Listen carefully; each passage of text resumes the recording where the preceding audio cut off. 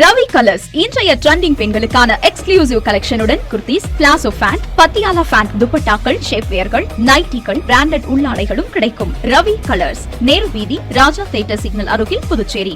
உங்கள் வாழ்க்கையின் மிக முக்கியமான நாளை இனிய நினைவாக மாற்றி அனைவரும் பயன்பெறும் வகையில் மஞ்சள் நீர், நிச்சயதார்த்தம், வளைகாப்பு, பிறந்த நாள் விழா, காதணி விழா போன்று உங்கள் வீட்டில் நடைபெறும் சின்ன சின்ன பங்கன்களை நெருங்கிய உறவினர்களுடன் சகல வசதிகளுடன் நடத்திக் கொள்ள மிக குறைந்த வாடகை ரூபாய் 59,000 மட்டுமே. உங்கள் கனவுகளை நனவாக்கும் திருமண மண்டபம் வேல் சொக்கநாதன் திருமண நிலையம், வள்ளலார் சாலை, காமராஜ் நகர், புதுச்சேரி. முன்பதிவுக்கு 99406629 and 737360822. வணக்கம். முக்கிய செய்திகள். புதுச்சேரி நியமன சட்டமன்ற உறுப்பினர்கள் குறித்த விவரங்களை மத்திய அரசு அறிவிக்கும். பாரதிய ஜனதா கட்சியின் தலைமை செய்தி தொடர்பாளர் தகவல். புதுச்சேரி லாஸ்பேட்டையில் முன்விரோதம் காரணமாக வாலிபர் கொலை, காவல்துறையினர் தீவிர விசாரணை.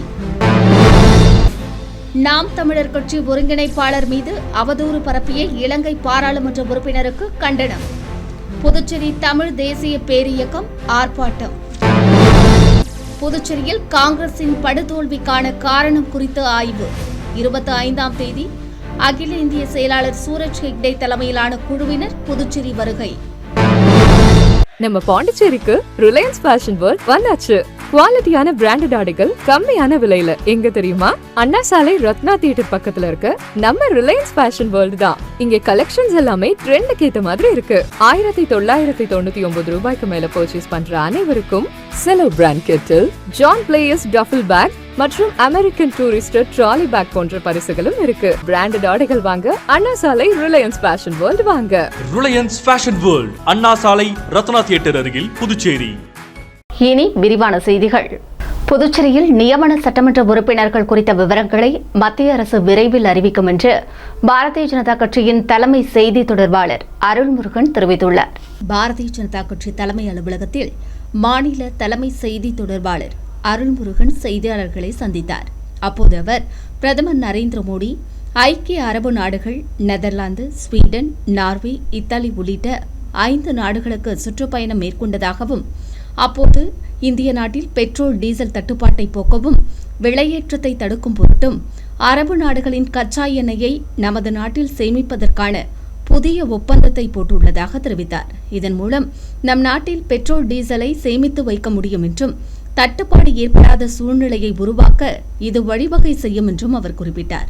தொடர்ந்து கடந்த ஆட்சியில் 3 நியமன சட்டமன்ற உறுப்பினர்கள் நியமிக்கப்பட்டது குறித்தும், புதிய ஆட்சியில் நியமன சட்டமன்ற உறுப்பினர்கள் விவரம் குறித்து செய்தியாளர்கள் எழுப்பிய கேள்விக்கு பதிலளித்த அவர், நியமன சட்டமன்ற உறுப்பினர்கள் விவகாரத்தில் மாநில அரசுக்கு அதிகாரம் இல்லை என்று தெரிவித்தார். மத்திய அரசே முடிவெடுக்கும் என்றும் அவர் கூறினார். விரைவில் நியமன சட்டமன்ற உறுப்பினர்கள் குறித்த முடிவை மத்திய அரசு அறிவிக்கும் என்றும் அவர் தெரிவித்தார். பேட்டியின் போது பாரதிய ஜனதா கட்சியின் மாநில பொதுச் செயலாளர் மோகன்குமார் மற்றும் மாநில ஊடகத்துறை தலைவர் நாகேஸ்வரன் ஆகியோர் உடனிருந்தனர். நம்ம அசம்பிளில மொத்தம் 33 எம்எல்ஏ, அதுல 30 எம்எல்ஏ மக்களால் தேர்ந்தெடுக்கப்பட்டவர்கள், 3 எம்எல்ஏக்கள் மத்திய அரசாங்கத்தால் நியமிக்கப்பட்டவர்கள். இப்படிதான் இருக்கு. இதுக்கு என்ன குவாலிபிகேஷன்? 25 வயதை நிரம்பி இருக்கணும், அரசாங்க உத்தியோகத்தரா இருக்கக்கூடாது. இவ்வளவுதான். வேற எந்த விதமான குவாலிபிகேஷன் அது இருக்கு, இது இருக்கு, இப்படி இருக்கணும், அப்படி இருக்கணும், கண்ணு, காது, மூக்கு இதெல்லாம் பேசுறதுக்கு நமக்கு எந்த ரைட்ஸுமே கிடையாது. இது கவர்மெண்ட் ஆஃப் இந்தியாவோட ரைட்ஸ். அதை அவங்க சொன்னாங்க, செவி வழி செய்தி வருது, அங்கேன்னு ஒரு செய்தி வருது, நியமனம்னே சில பத்திரிகைகளை போட்டாங்க. அப்போ ஆர்டர் எங்க? உங்க எல்லாருக்குமே தெரியும் யாரு நாமினேட் எம்எல்ஏ ஆக போறான்னு யாருக்குமே தெரியாது. திடீர்னு நமக்கு ஆர்டர் வரும். அந்த கவர்மெண்ட் ஆஃப் இந்தியா ஆர்டர் பார்த்த பிறகு நீங்க எல்லாருமே பத்திரிகைகளை போடுவீங்க. ஆனா எதையுமே பார்க்காம, எந்த விதமான ஆதாரமும் இல்லாம யாரோ ஒரு சிலர் கூட சொல்லியிருக்கலாம், சில வேண்டப்படாத நபர்களோட சொல்லியிருக்கலாம்.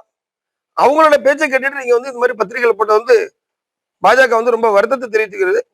அதாவது இது எங்க கட்சியில இருக்கவங்களே கூட சொல்லியிருக்கலாம். அவங்க யாருங்கிறத நீங்க தெரிவிச்சீங்கன்னா அவங்கள நிச்சயம் நம்ம கட்சி நடவடிக்கை எடுக்கும். புதுச்சேரி லாஸ்பேட்டையில் முன்விரோதம் காரணமாக வாலிபர் கொலை செய்த சம்பவம் பெரும் பரபரப்பை ஏற்படுத்தியுள்ளது. புதுச்சேரி லாஸ்பேட்டை கருவடி குப்பத்தைச் சேர்ந்தவர் ராஜன் என்ற பவல்ராஜ். இவர் 21ஆம் தேதி இரவு லாஸ்பேட்டை உழவர் சந்தை பூங்கா அருகே இருசக்கர வாகனத்தில் வந்து கொண்டிருந்தார். அப்போது 3 பேர் கொண்ட கும்பல் அரிவாள்களுடன் அவரை வழிமறித்தது. இதனால் அவர் இருசக்கர வாகனத்தை கீழே போட்டுவிட்டு தப்பி ஓட முயன்றார். ஆனால் அந்த கும்பல் தப்பி ஓட விடாமல் சுற்றி வளைத்து சரமாரியாக வெட்டியது. இதில் தலை, முகம், கை உள்ளிட்ட பல்வேறு பகுதிகளில் அவருக்கு பலத்த காயம் ஏற்பட்டதை அடுத்து அவர் சம்பவ இடத்திலேயே உயிரிழந்தார். இதுகுறித்து தகவல் அறிந்த லாஸ்பேட்டை காவல்துறையினர் சம்பவ இடத்திற்கு விரைந்து வந்து விசாரணை நடத்தினர். உடலை கைப்பற்றி பிரேத பரிசோதனைக்காக கதிர்காமம் அரசு மருத்துவக் கல்லூரி மருத்துவமனைக்கு அனுப்பி வைத்தனர்.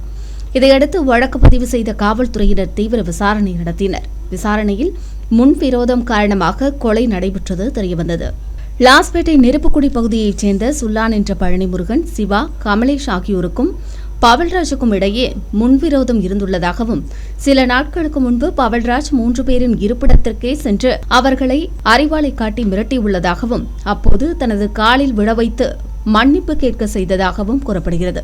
இதனால் ஆத்திரமடைந்த அவர்கள் 21ஆம் தேதி இரவு இருசக்கர வாகனத்தில் தனியாக வந்த பவல்ராஜ் வழிமறித்து கொலை செய்ததும் தெரியவந்தது.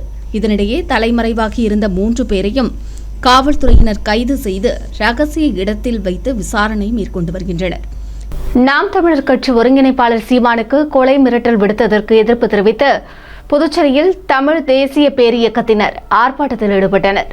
நாம் தமிழர் கட்சி ஒருங்கிணைப்பாளர் சீமானுக்கு இலங்கை பாராளுமன்ற கூட்டத்தில் பாராளுமன்ற உறுப்பினர் ராமநாதன் அர்ஜுனன் கொலை மிரட்டல் விடுத்ததாக கூறப்படுகிறது.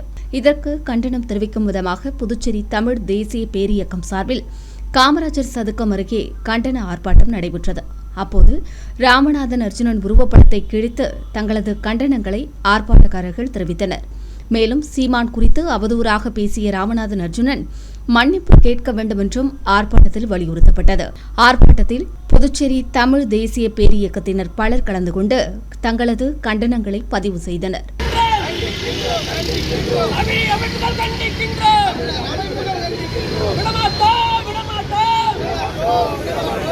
நாம் தமிழர் சீமானை இப்படி பேசியிருப்பதை தமிழ் கூறும் நல்லுலகம் வன்மையாக கண்டிக்க வேண்டும்.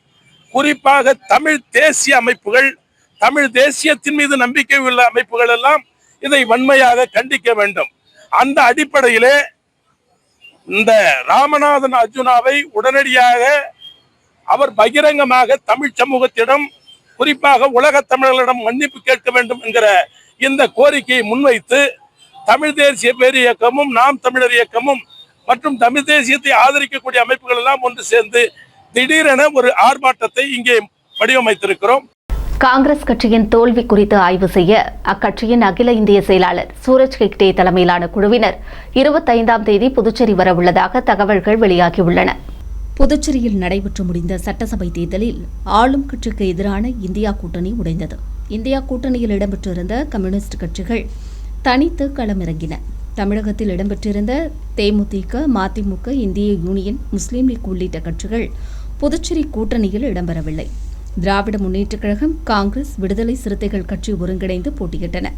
ஆனாலும் காங்கிரஸ், திராவிட முன்னேற்றக் கழகம் போட்டியிட்ட 5 தொகுதிகளிலும், விடுதலை சிறுத்தைகள் கட்சி போட்டியிட்ட 1 தொகுதியிலும் என 6 தொகுதியில் போட்டி வேட்பாளர்களை காங்கிரஸ் களத்தில் இறக்கியது.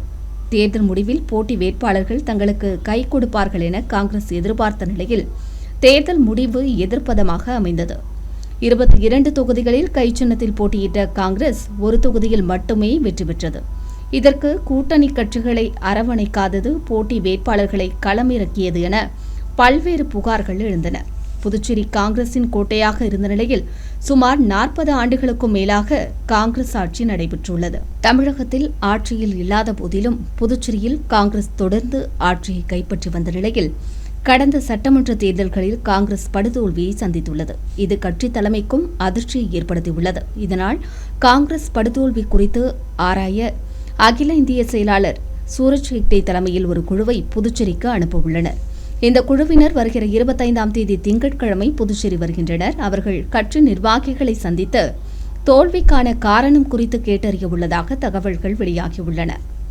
முத்தையால்பேட்டை தொகுதிக்குட்பட்ட சோலை நகர் பகுதி மீனவர்களின் படகுகளில் ரேடார் கருவி பொருத்தும் பணிகள் தொகுதியின் சட்டமன்ற உறுப்பினர் வையாபுரி மணிகண்டன் மேற்பார்வையில் நடைபெற்றது. புதுச்சேரி முத்தையால்பேட்டை தொகுதியில் ஆயிரக்கணக்கான மீனவ சமுதாய மக்கள் மீன்பிடி தொழிலில் ஈடுபட்டு வருகின்றனர். இந்நிலையில் நடுக்கடலில் அவர்கள் எதிர்பாராத இடர்பாடுகளை சந்திக்க நேரிடுவதாகவும், மோட்டார் பழுது, தகவல் தொடர்பு துண்டிப்பு போன்றவற்றால் கடும் சிரமம் அடைந்து வருவதாகவும் தொகுதியின் சட்டமன்ற உறுப்பினர் வையாபுரி மணிகண்டனுக்கு தகவல்கள் வந்தன. இதையடுத்து அவர் இதுகுறித்து முதலமைச்சர் ரங்கசாமியின் கவனத்திற்கு கொண்டு சென்று மீனவ சமுதாய மக்கள் சிரமமின்றி மீன்பிடி தொழிலை மேற்கொள்ளவும் இடர்பாடான ஆபத்தான பேரிடர் காலத்தில் உடனடியாக அவர்களை கண்டறிந்து மீட்கவும் நவீன தொழில்நுட்ப யுக்திகளை பயன்படுத்த ஆலோசனை நடத்தி நடவடிக்கை எடுத்தார். இதன் பேரில் முத்தியால்பேட்டை தொகுதியைச் சேர்ந்த மீனவ சமுதாய மக்களின் சிறிய ரக ஃபைபர் படகுகளில் ரேடார் கருவி பொருத்த சட்டமன்ற உறுப்பினர் வையாபுரி மணிகண்டன் ஏற்பாடு செய்தார். இதையடுத்து முதற்கட்டமாக முத்தியால்பேட்டை தொகுதி சோலைநகர் தெற்கு பகுதியில் 50 படகுகளில் ரேடார் கருவி பொருத்தப்பட்டுள்ளது. நிகழ்ச்சியில் மீன்வள மற்றும் மீனவர் நலத்துறை அதிகாரிகள், சோலைநகர் தெற்கு பஞ்சாயத்தார், என்ஆர் காங்கிரஸ் நிர்வாகிகள், ஆதரவாளர்கள் பலர் உடனிருந்தனர். புதுச்சேரி வக்பு வாரியத்தில் 11 ஆண்டுகளுக்கு பிறகு நடைபெற்ற முதல் கலந்தாய்வு கூட்டத்தில் திராவிட முன்னேற்றக் கழக சட்டமன்ற உறுப்பினர் நாஜிம் கலந்து கொண்டார்.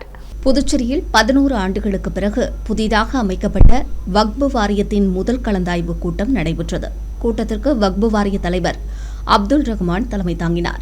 இதில் சட்டமன்ற உறுப்பினர் நாஜிம், டாக்டர் வித்யா ராம்குமார் மற்றும் உறுப்பினர்கள், நிர்வாகிகள் பலர் கலந்து கொண்டனர். கூட்டத்தில் 11 ஆண்டுகளுக்கு பிறகு வக்பு வாரியம் அமைக்கப்பட்டதற்கு அரசுக்கு நன்றி தெரிவிக்கப்பட்டது. மேலும் பொதுநலம் சார்ந்த பல்வேறு திட்டங்கள் குறித்து விரிவாக ஆலோசிக்கப்பட்டது.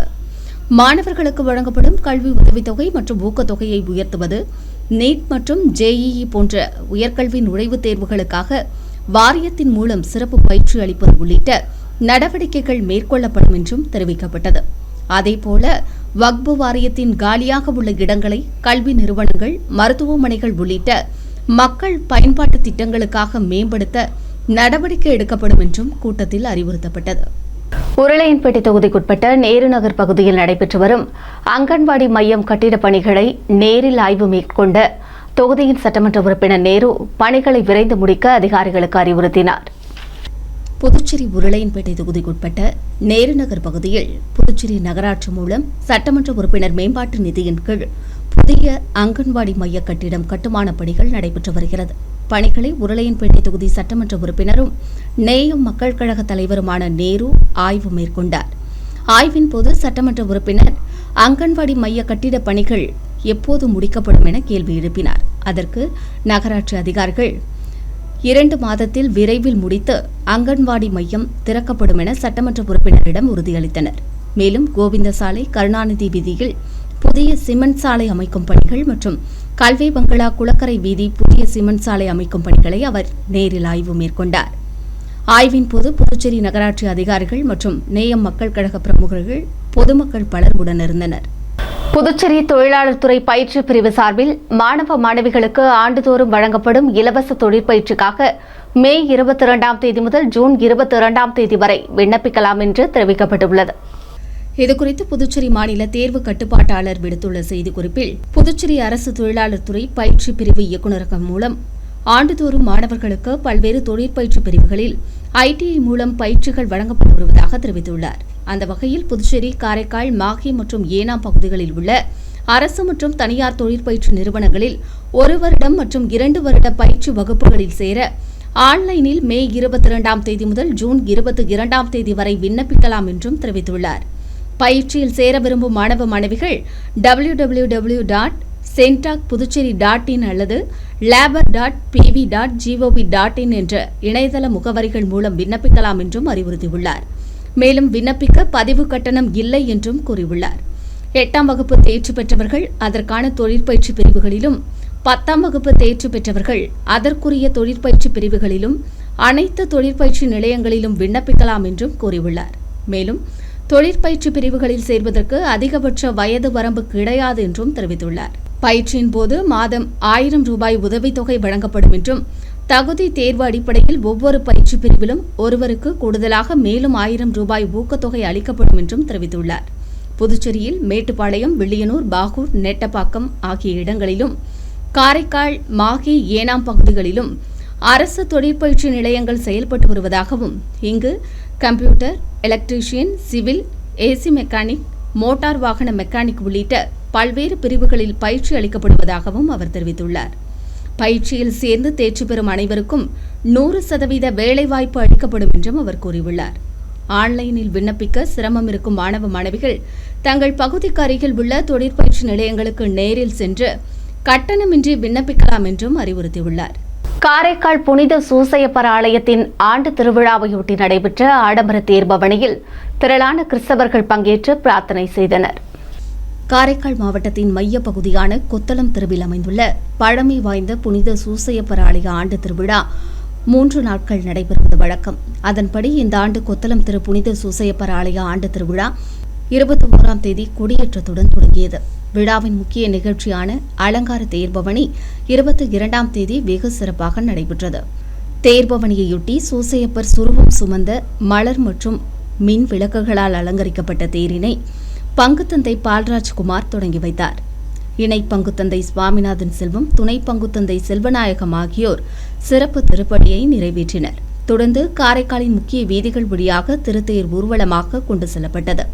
நிகழ்ச்சியில் அருள் கண்ணியர்கள், பாரதிய ஜனதா கட்சியின் புதுச்சேரி மற்றும் கேரள சிறுபான்மை அணி தேசிய செயற்குழு உறுப்பினர் விக்டர் ராயப்பசாமி, கிராம நிர்வாகிகள் மற்றும் கிராமவாசிகள் ஏராளமானோர் கலந்து கொண்டு பிரார்த்தனை செய்தனர்.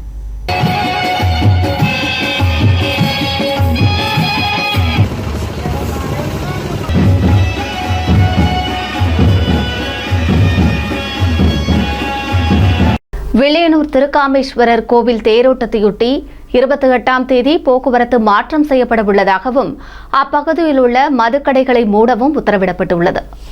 புதுச்சேரி வில்லியனூரில் உள்ள கோகிலாம்பிகை உடனூர் திருக்காமேஸ்வரர் கோவில் பிரமோற்சவ விழா தொடங்கி நடைபெற்று வருகிறது. விழாவின் முக்கிய நிகழ்வான தேரோட்டம் வருகிற 28ஆம் தேதி நடைபெறவுள்ளது. இதையொட்டி முன்னேற்பாடுகள் குறித்த ஆலோசனைக் கூட்டம் துணை மாவட்ட ஆட்சியர் குமரன் தலைமையில் நடைபெற்றது.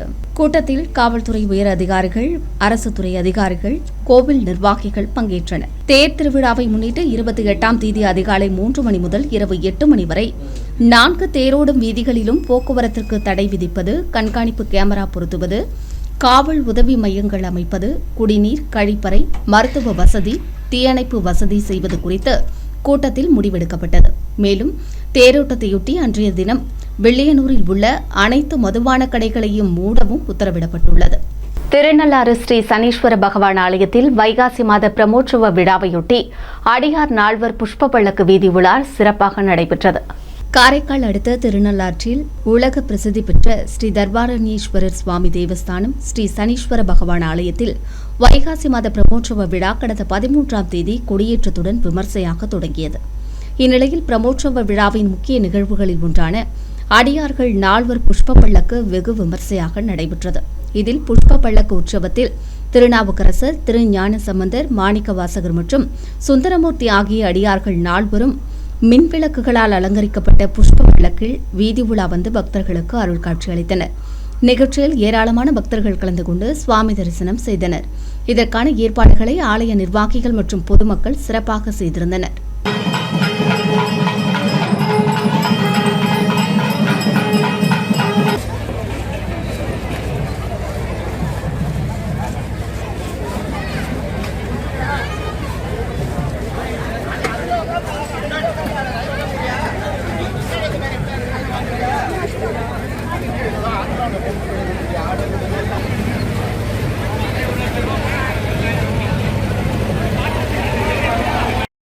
புதுச்சேரியில் 2 சிறுநீரகங்களும் செயலிழந்த 11 வயது சிறுவனுக்கு சிறுநீரக மாற்று அறுவை சிகிச்சையை மேற்கொண்டு தனியார் மருத்துவமனை சாதனை படைத்துள்ளது. இதுகுறித்து செய்தியாளர்களை சந்தித்த சிறுநீரக அறுவை சிகிச்சை நிபுணர் டாக்டர் முருகேசன் கூறுகையில், புதுச்சேரியை சேர்ந்த குரு பிரசாத் என்ற 11 வயதான சிறுவன் சிறுநீரக செயலிழப்பால் புதுச்சேரி மூலக்குளத்தில் உள்ள தனியார் மருத்துவமனையில் சிகிச்சைக்கு அனுமதிக்கப்பட்டதாகவும், சிறுவனுக்கு 2 சிறுநீரகங்களும் செயலிழந்த நிலையில் சிறுவன் உயிருக்கு போராடிக் கொண்டிருந்ததாக தெரிவித்துள்ளார். இந்த துயரத்திலிருந்து மகனை மீட்கும் பொருட்டு அவரது தாயார் ஒரு சிறுநீரகத்தை கொடுக்க முன்வந்தார் என்றும், அதையடுத்து சிறுநீரக மாற்று அறுவை சிகிச்சை செய்யப்பட்டதாக அவர் தெரிவித்துள்ளார். அறுவை சிகிச்சை மூலம் ஒரு சிறுநீரகம் அகற்றப்பட்டு சிறுவனுக்கு மாற்று சிறுநீரகத்தை பொருத்தி மருத்துவ குழுவினர் சாதனை படைத்துள்ளதாகவும், தற்போது சிகிச்சை முடிந்து சிறுவனும் தாயாரும் நலமுடன் இருப்பதாகவும் அவர் கூறினார். தொடர்ந்து பேசிய அவர், ப்ளூ இந்தியா அறக்கட்டளை சார்பில் சிறுநீரக மாற்று அறுவை சிகிச்சை வெற்றிகரமாக செய்யப்பட்டு வருவதாகவும், மாநில மற்றும் மத்திய அரசு காப்பீட்டு திட்டங்கள் மூலமாகவும் சிகிச்சை அளிக்கப்பட்டு வருவதாகவும் அவர் கூறினார். அடுத்து வருவது புதுவை இன்றைய தங்கம் மற்றும் வெள்ளி விலை நிலவரம். இன்றைய தங்கம் வெள்ளி விலை விவரம். புதுவையில் இன்றைய தங்கம் வெள்ளி விலை விவரம் வழங்குபவர்கள் முத்து கோல்ட் ஹவுஸ், பாண்டிச்சேரி. தங்கம் 1 கிராம் 14,620 ரூபாய். இன்றைய தங்கம் வெள்ளி விலை விவரம். வெள்ளி 10 கிராம் 2,890 ரூபாய். இத்துடன் ஏஎம்என் செய்திகள் நிறைவடைந்தன. வணக்கம். புதுச்சேரி உங்கள் ஏஎம்என் டிவி செய்திகளை யூடியூபில் உடனுக்குடன் காண ஏஎம்என் டிவி பாண்டிச்சேரி சேனலை சப்ஸ்கிரைப் செய்யுங்கள். பெல் பட்டனை மறக்காமல் கிளிக் செய்யுங்கள்.